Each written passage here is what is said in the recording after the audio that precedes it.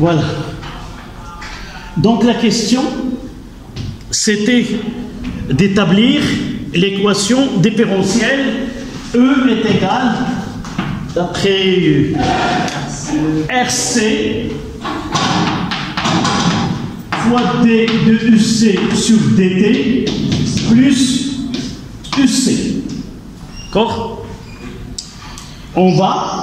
On est censé arriver à cette équation différentielle. D'abord, c'est quoi une équation différentielle? Je sais que vous avez en mathématiques peut-être cette leçon. Est-ce qu'on le traite ou non? Est-ce qu'il est facultatif? Ça, c'est autre chose.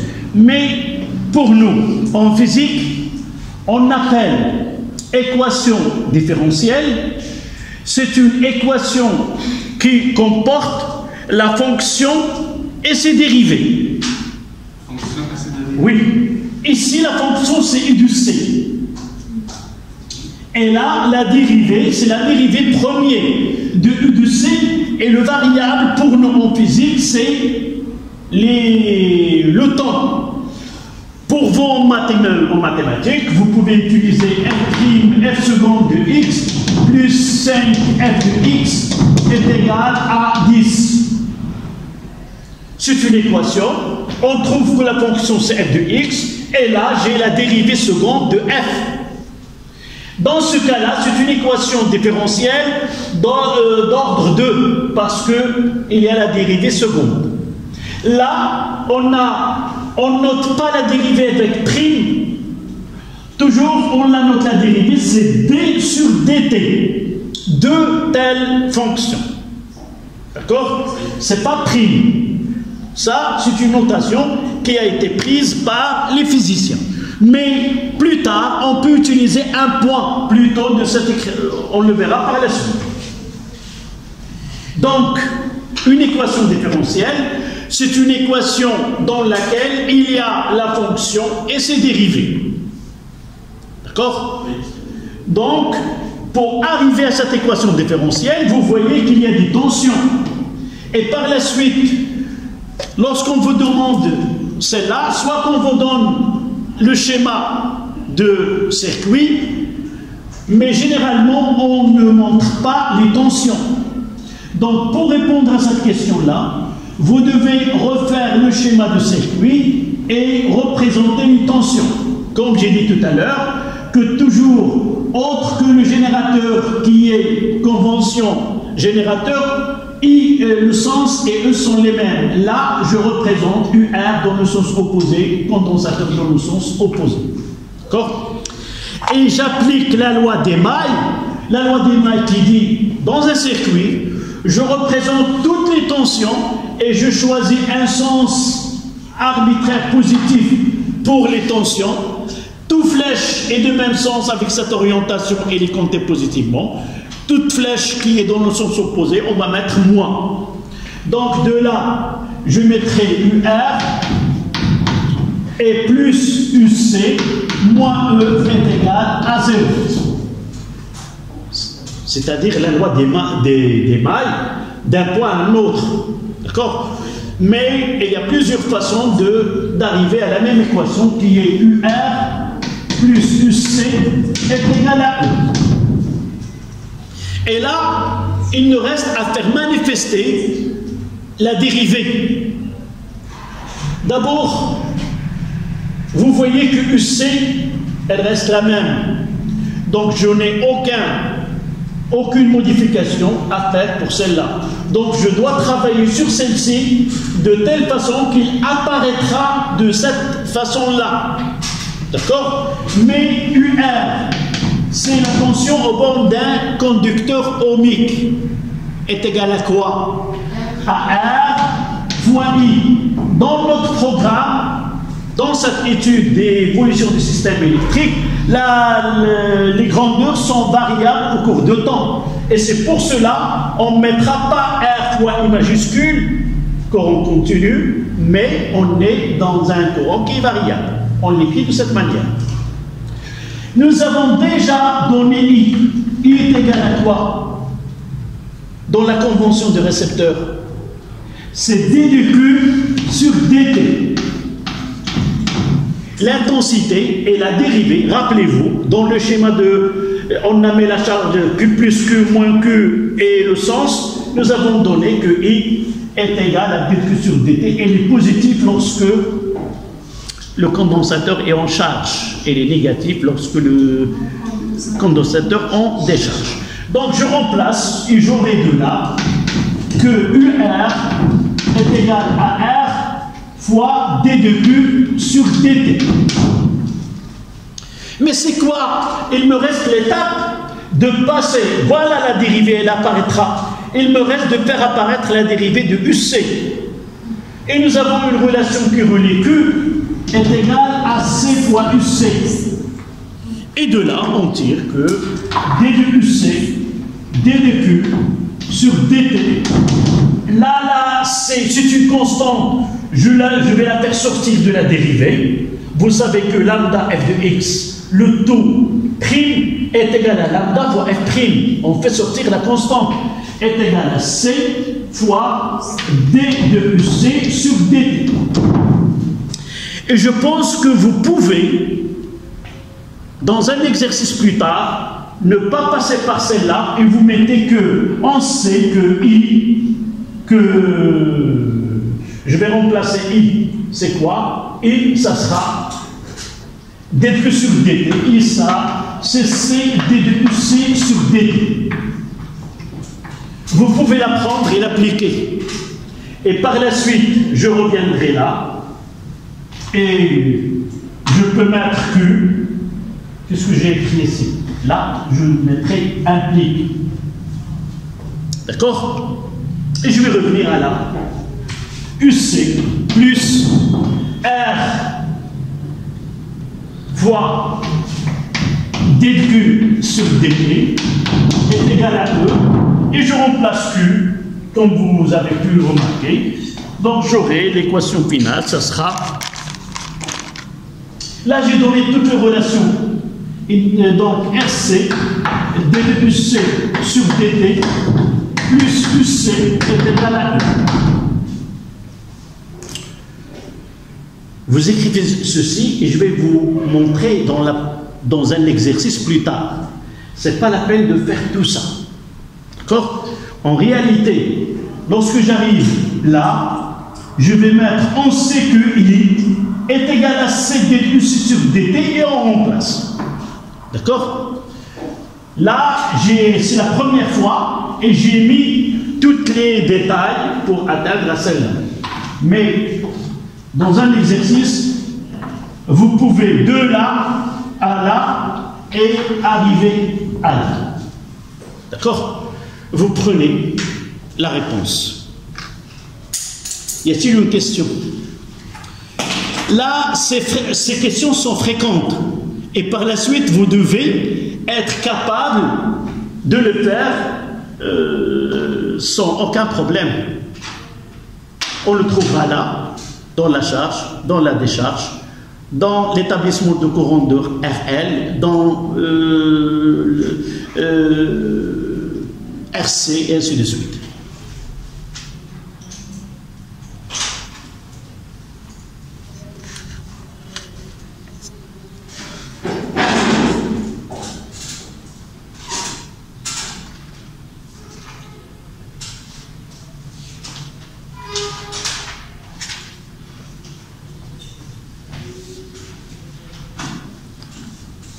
Là, c'était la question 2.1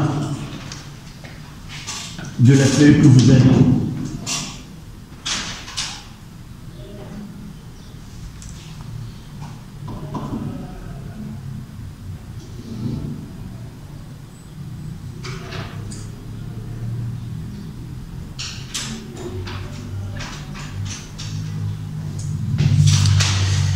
La question qui viendra par la suite, c'est 2.2. La solution analytique de cette équation et de la forme, là, il nous donne la solution de cette équation différentielle. La variable, c'est UC. Donc, dans la deuxième question de 2, la solution est de la forme UC de t est égal à A fois 1 moins exponentielle moins t sur tau. Et E, c'est la fonction exponentielle. Nous avons déjà travaillé avec l'exponentielle en nucléaire. C'est la loi de décroissance radioactive. Nous avons vu n est égal à n0 exponentielle moins lambda fois t. Et même l'activité A est égale à A0 exponentielle moins lambda t.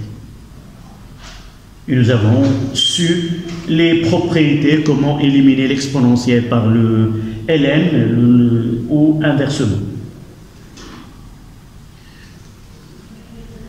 Donc, dans ce type d'étude, toujours on commence par un circuit électrique. La loi d'additivité des tensions. Arriver à une équation différentielle. Puis on vous propose une solution qui est générale. Générale, ça veut dire quoi? On vous donne des constantes que vous devez connaître ou établir leur expression à partir de paramètres de l'exercice. Quels sont les paramètres d'un circuit RC en charge? CE, R et C. Ces trois grandeurs, on les appelle les paramètres de l'étude de la charge d'un condensateur dans un circuit RC, avec un générateur évidemment, d'accord? Donc, nous devons exprimer A et tau à partir des paramètres. Et pour que cette solution qui est générale soit uniquement une solution de cette équation, il faut que A et tau prennent des valeurs qui appartiennent à cette équation. Qu'est-ce qu'on va faire? On va faire vérifier vraiment que cette fonction, elle est solution. Et si les solutions, elle doit A et T satisfaire une relation qu'on va la connaître par la suite. Donc, qu'est-ce qu'on va faire? D'abord, nous avons la dérivée. Donc, la première des choses, on va essayer de faire la dérivée de la fonction UC, la multiplier par RC, et ajouter cette expression est égale à E, et identifier ces grandeurs A et tau par la suite. D'accord? Donc, dérivée de UC sur dt est égale. Je peux mettre la dérivée par rapport au temps et je développe ce qu'il y a à l'intérieur. C'est quoi? C'est A moins A exponentielle moins T sur tau. D'accord? Et vous voyez que ce A, c'est une constante. Sa dérivée est égale à 0. Donc, est égale à 0. Et il y a un moins. Dérivée de A exponentielle à T, c'est A. Et la constante que j'ai devant T, c'est moins 1 sur tau exponentielle moins T sur tau. Je vais l'écrire ici, avec l'écriture mathématique. Exponentielle A exponentielle de alpha x. Prime. D'accord? Ça sera quoi? Ça sera A fois alpha exponentielle de alpha x. Et dans ce cas-là, alpha, c'est moins 1 sur t. D'accord? Donc, j'aurai d de UC sur dt est égal, le moins avec le moins, c'est là, je dois avoir un A. Donc, c'est moins A avec le moins, c'est plus, sur tau, exponentielle, moins t sur tau. Et je vais remplacer dans l'équation différentielle. Ça donne RC fois A sur tau, exponentielle, moins t sur tau. Cette partie-là, plus UC, c'est celle-là, plus A, 1 moins exponentielle, moins t sur tau, le tout égal à E. Je reprends, j'ai fait la dérivée, et je reviens à celle-là. Ça sera RC fois la dérivée. La dérivée, c'est A sur taux. Et j'ajoute UC, c'est celle-là. D'accord? L'étape suivante, c'est regrouper là où il y a le temps, ou là il n'y a pas le temps. C'est-à-dire, je prendrai A exponentielle moins T sur taux, facteur. Donnez-moi ce qui entre en facteur. Là, c'est RC sur taux. D'accord? Et là, qu'est-ce qu'il reste? Et il y a un moins A. Et qu'est-ce qu'il reste sans NA plus A est égal à E. D'accord? Voyons cette écriture. Est-ce que j'ai le droit d'écrire plus 0 fois A exponentielle moins T sur taux? Est-ce que j'ai le droit? De toute façon, c'est 0. J'ai rien ajouté. Mais, vous voyez, là, j'ai un facteur avec une fonction de temps, et là, j'ai le coefficient 0. Ça veut dire quoi? Ça veut dire que pour que cette solution soit acceptée, il faut que celle-là soit égale à 0. Monsieur, oui. RC surtout moins 1. Ah oui, moins 1. Moins 1, c'est exact. Moins 1. D'accord? Il faut que ceci soit égal à 0. Donc, la constante doit être égale à la constante. Et le 0 qui est là doit être égal au 0. Ce qui nous donne quoi? Ce qui nous donne A, c'est RC sur taux doit être égal à A, et A doit être égal à E. Voilà la conclusion. Pour que cette solution soit adaptée à un RC en charge, il faut que RC soit égal à taux, et il faut que A soit égal à E. D'accord? Donc vous écrivez, et je vais essayer d'écrire ceci lorsque vous terminez. Vous avez écrit ceci? Oui, oui. Donc je garde que l'autre partie. Donc prenez.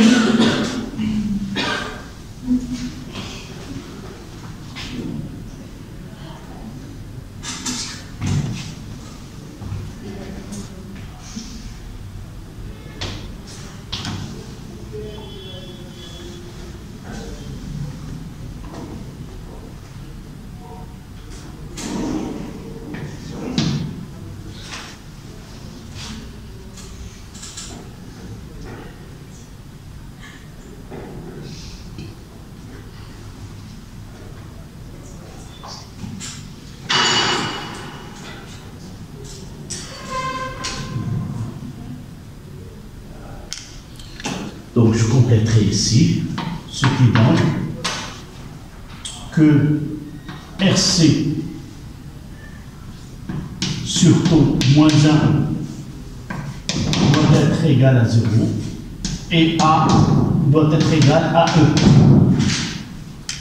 C'est-à-dire la solution finale CUC de T est égale à E 1 moins exponentielle moins T sur RC. Voilà la solution juste pour notre cas.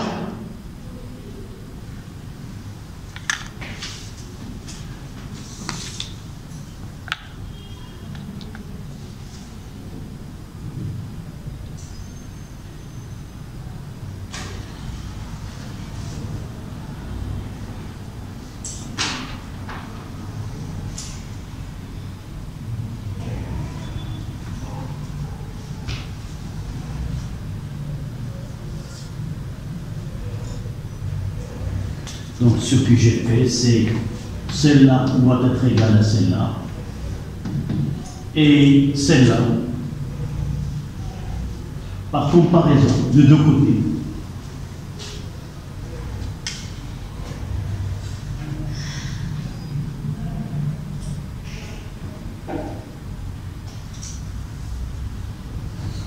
Ça, c'était la question 2.2.